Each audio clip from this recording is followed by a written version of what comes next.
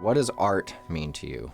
My brother was a world-class and internationally known sculptor, and so I've had a lifetime to experience his creative work, which is vast and pretty incredible. And I've always kind of taken the opposite side in my musical setting. I've been more of like the worker bee musician, where I do sessions and I'm playing for other people, and I'm a sideman a lot, which I enjoy. And I write plenty of tunes, but I have a great deal of respect for people that are constantly creating new music. It can be exhausting for people, just even finding avenues for your music to get out from an artistic perspective. And then you have to wrestle with the fact that not everybody's going to like what you do. And that's part of it. You have to be willing to accept the fact that not everybody's going to appreciate what you do. That's okay. You know, that's part of sending something out into the world. It's part of creating something new is that it will get crushed by people. That's just no two ways about it. But you've got to have enough faith in what you're doing and surround yourself with people that are willing to experiment with you along the way, who are willing to be supportive but also critical. You can't put yourself in a bubble where everybody goes, oh, you sound great today. Put yourself in situations where you're pushed and challenged. And that's probably the most important thing about creating art, is that it's constantly evolving and that you have people in your camp that you're working with that are willing to stand up to you and say, I don't know, and question what you're doing so that you can get better at what you're doing. If you're creating art for external validation, that's probably not going to work out so well because you're going to get beat down by some people. You want to be creating it for your own sake. I mean, art should be really a combination of an individual focus where you're trying to draw something out of yourself or your environment. There's obviously all of these things that are influencing your environment along the way. But yeah, you shouldn't be creating something with the expectation of getting pats on the back. That's not what we're in this world to do. You don't have children and raise them up so someone can say, oh, you're such a great dad. That's not really what we're trying to do here. We're trying to share an experience. And if I share something with my children, that's the goal of being a parent. And for musically, I'm just trying to introduce somebody to something that we hope there can be some sort of attachment to, positive and negative. Some of the greatest art has been created with the sole purpose of agitating people. And it makes us think, and that's what's really, really critical about art. I understand what art means to you. What do you think art is? There are two sides of art to me. There's the creation, and then there's the experiencing part of things. As long as you're putting forth something, anything, the fact that you're creating something is really at its base level what art is. And then the experience from the viewer's side, especially how they view your art, but also you viewing the art of the world around you, is really an experience that you have to internalize, and it has to affect the creative component of what you're doing. I think it's always funny when people say, well, who are your inspiration? And then they say, well, I really just do my own thing. Well, that's just, come on. We're all influenced by all of these outside components, whether it's the trees, the flowers, the smells, things that people have created before us. It's impossible to be living in your own bubble, creating your own thing. So just the fact that you're putting something out there with zero expectation is really what it is to me.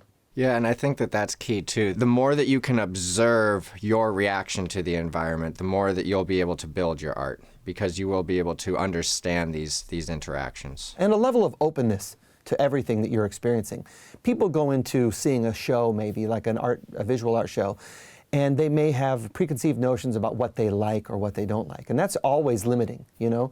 If I'm going to go to a music concert and I say, well, I don't like country music or I don't like, death metal, you're immediately shutting yourself down to some, emotional experience that you may tell me what you appreciate and what you like about music, but be open to the experience of other styles, because that's where you're really going to grow as an appreciator of art.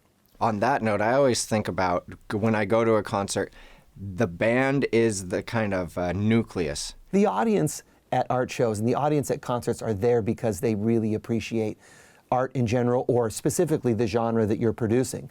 In those situations, you usually have that interaction between audience and artist and musician that can create those electric moments. Once you realize that scenario is set up in a way that you're going to have these really incredible experiences, and you may have a few of those people that go there and they don't like what you're doing. But that's an opportunity to engage with someone and to learn more about their perspective, you know? Not that you're trying to change them to appreciate what you're doing, but it's an opportunity to learn from someone else who may have differing views. Yeah, and so do you see that that is maybe why art is so important to our society? Absolutely. If we all went around liking each other and everything that we did, it would be super boring.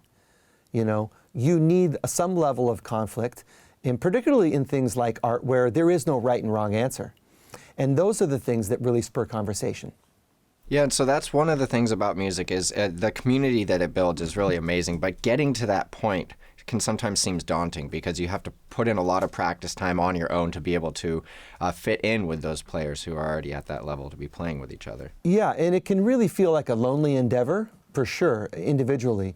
But once you realize what's around you in your community, and as long as you're out seeking new opportunities musically, even if it just means you're part of a coffee house or a bar or a club, and you're just taking in the music, that's all making an impact on how you feel about music yourself and just being part of a community and building a community that you may eventually, as a player, become part of. That's ultimately the goal, is that you can make a contribution to your community musically. It may be hard to see your place early on, but you have to just sort of trust that there are these people that will move you along in the process, and you can find your way to make a contribution. Yeah, so what do you suggest for young artists to get to that point where they feel more comfortable? Especially in this time, even from a business perspective, there are a lot of people who are negative on pursuing music as a career. And the first thing I tell anybody, whatever you want to do, don't let the noise drown out your dream. So ultimately, follow what is inside of you telling you, I've got to do this. And don't let anything else get in the way of that. If you don't give it your all on the front end, you'll probably spend the bulk of your life regretting or wondering what could have been.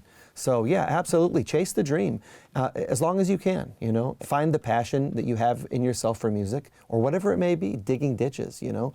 You've just got to try to do what you want to do well.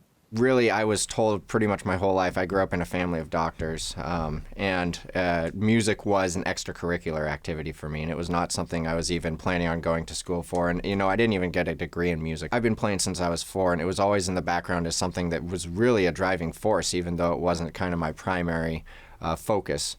For me, that's really actually why I created Practicing Musician, because I think that it's really important to be dreaming and figure out what is your passion. It doesn't have to be music necessarily, but I've found that music really can be integrated into every other thing that I'm doing, and really teaches me a lot about other aspects of life as well. Have you found that with you and your students? Absolutely. And you know, music doesn't have to be a vocation for everybody. I mean, quite honestly, the bulk of what most people experience in music is just personal satisfaction. It's about accomplishing little goals outside of your normal job. It's about relaxation. It's about you know, sharing something with your spouse or your family, or just, you know, finding some other level of accomplishment that you can do outside of your profession. So, I mean, I work with a lot of adult students who really playing music outside of work is the lifeblood of their existence, you know. And I did a workshop up in Calgary a while ago, and working with an all-adult jazz ensemble. I heard a comment from the bass player, this gal. She said, I work a really hard gig. She works in the prison system.